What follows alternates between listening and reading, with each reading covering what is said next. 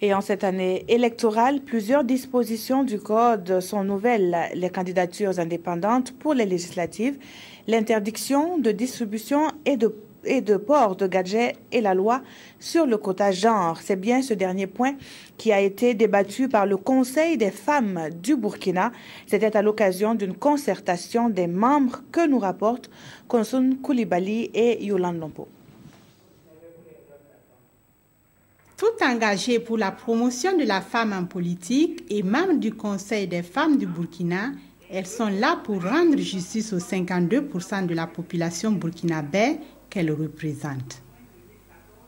À jour J-1 de la date de clôture du dépôt des listes de candidature à la CENI, avec les hommes de médias, elles ont parlé de la loi sur le quota genre et salue ici le souci des autorités de la transition de respecter le principe cardinal d'égalité et d'opportunité des chances pour les candidates et candidats afin que les Burkinabés participent de façon équitable et équilibrée à la vie politique de leur pays.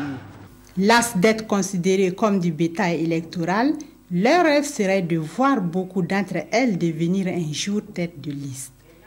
Toute liste de candidature présentée par un parti politique ou regroupement de partis politiques lors des élections législatives et municipales doit comporter au moins 30% de candidatures de l'un et l'autre sexe.